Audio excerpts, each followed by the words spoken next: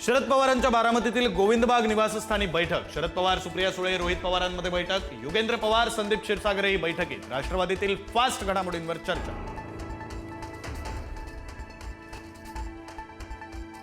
गोविंदबाग येथील बैठकीनंतर सुप्रिया सुळे दिल्लीला जाणार। संसदेचं अर्थसंकल्पीय अधिवेशन असल्यानं दिल्लीत जाणार। यावेळी काही महत्त्वाच्या नेत्यांची भेट घेण्याची शक्यता। उपमुख्यमंत्री पदाच्या शपथविधीची इतकी घाई कशासाठी? शरद पवारांचा सवाल। तर राष्ट्रवादी पक्ष आता भाजप चालवतोय का हे पाहावं लागेल, शरद पवारांचं वक्तव्य।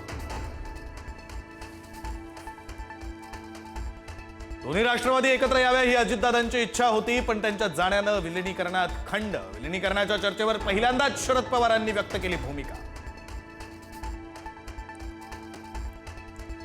सुनेत्रा पवार आज घेणार उपमुख्यमंत्री पदाची शपथ। संध्याकाळी 5 वाजता सुनेत्रा पवारांचा शपथविधी। शपथविधीसाठी सुनेत्रा पवार आणि जय पवार मुंबईत दाखल।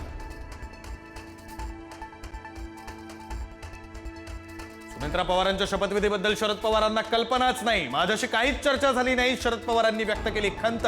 सुनेत्रांच्या निवडीची मागणी त्यांच्या पक्षातून, शरद पवारांचं वक्तव्य। तर सुनेत्रा पवारच राष्ट्रवादीच्या राष्ट्रीय अध्यक्ष देखील होणार। विधिमंडळ पक्षनेतेपदी देखील सुनेत्रा पवारांची निवड। दोन्ही राष्ट्रवादीच्या विलिनीकरणाचा मुद्दा आता लांबणीवर।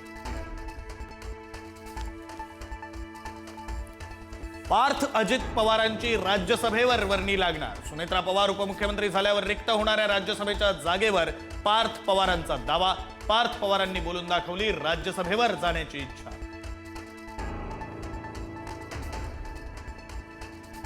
आज राष्ट्रवादीच्या विधिमंडळ पक्षाची बैठक। बैठकीला सुनेत्रा पवार उपस्थित राहण्याची शक्यता। राष्ट्रवादीच्या आमदार खासदारांना बैठकीचं निमंत्रण।